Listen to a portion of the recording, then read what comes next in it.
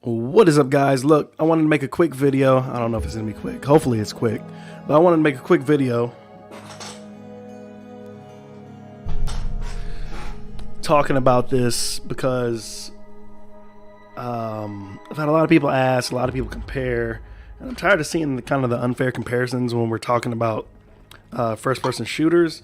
And the first-person shooter that I'm going to mention first is Call of Duty. Now, the Black Ops 4, I kind of told you how I felt about it. If you're following me on like DLive and stuff like that, or if you've seen me play the beta that was out, I wasn't impressed. And quite frankly, I think that I'm just over that style of gameplay when it comes to first-person shooters.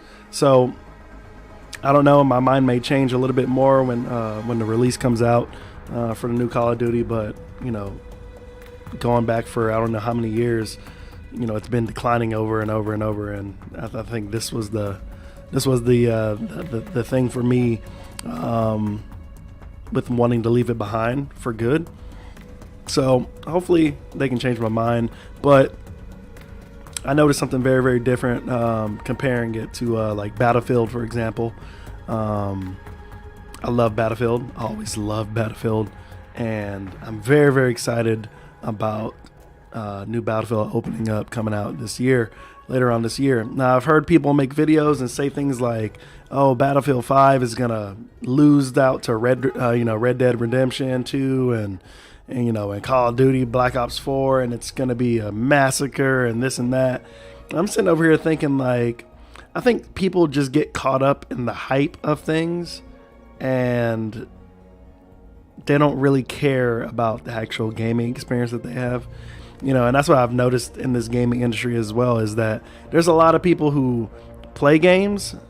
There are different kinds of people in the gaming space. There are people that play games. There are people that like to talk about games and gaming news.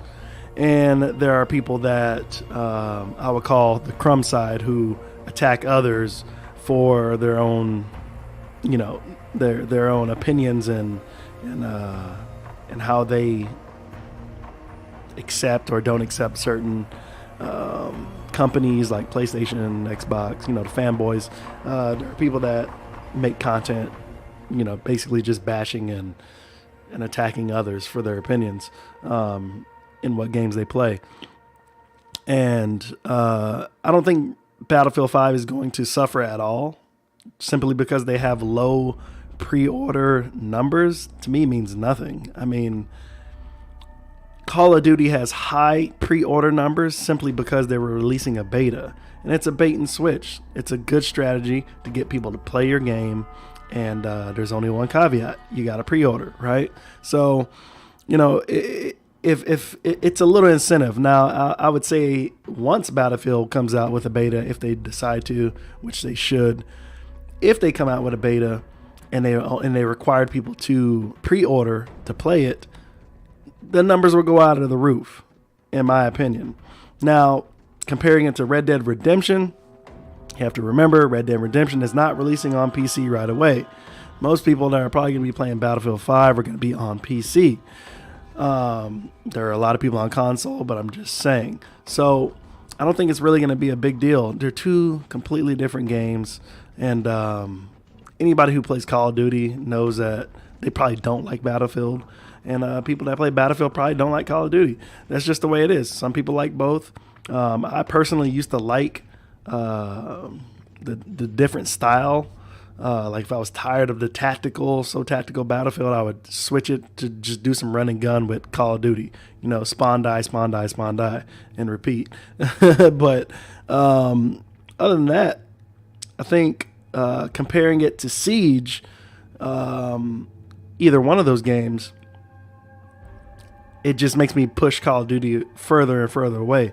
I feel like Siege, the reason why it's so popular and the reason why it's so addicting since its release in 2015 is simply because I've come to the conclusion that Siege is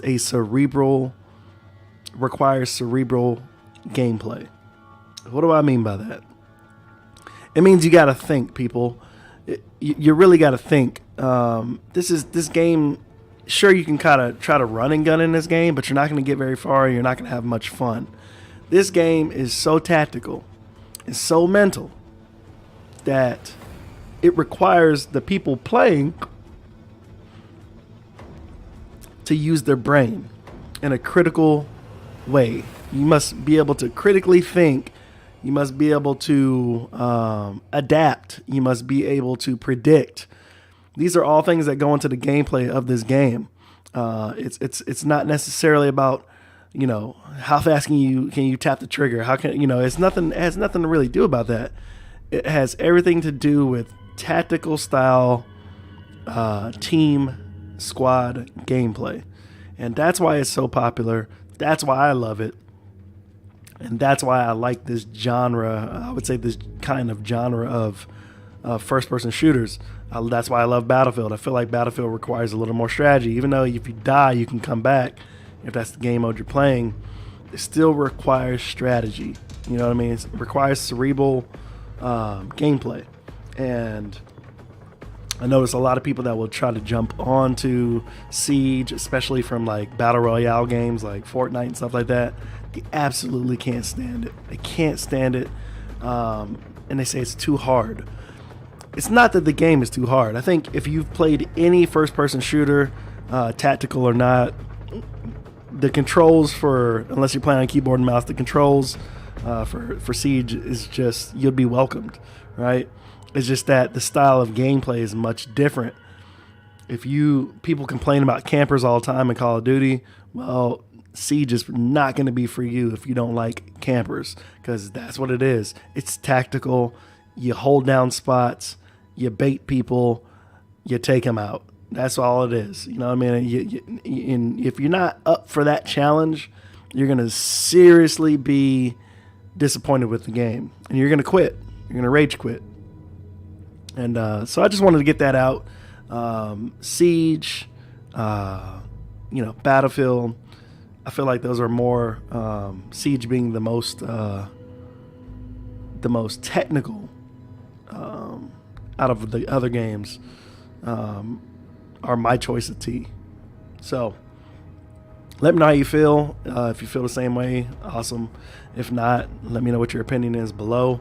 Remember, if you want to play on PC, hit me up. If you want to hit me up on Xbox, I'm usually playing on Xbox.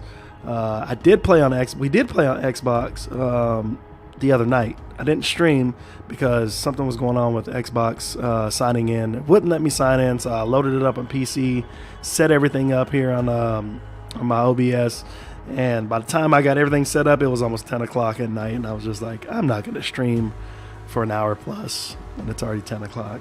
Just didn't feel it. So I did play. I just didn't record anything or try to stream. So seems like it's fixed now. Everything is working fine. And we will be streaming hopefully more and more and more. So again, let me know how you guys feel about Cerebral gameplay, how you feel about Siege, Battlefield, Call of Duty, and any other games that are coming out like Red Dead Redemption that you're looking forward to. It's going to be a pretty tight, packed fall going into winter this year with all the games that are going to be releasing starting next month and going forward. So I'm looking forward to it. Hopefully you guys are too, and I'll catch you in the next video. We're actually about to play, baby. Let me get a couple of warm-up games in, and I'll be streaming later on tonight. Peace.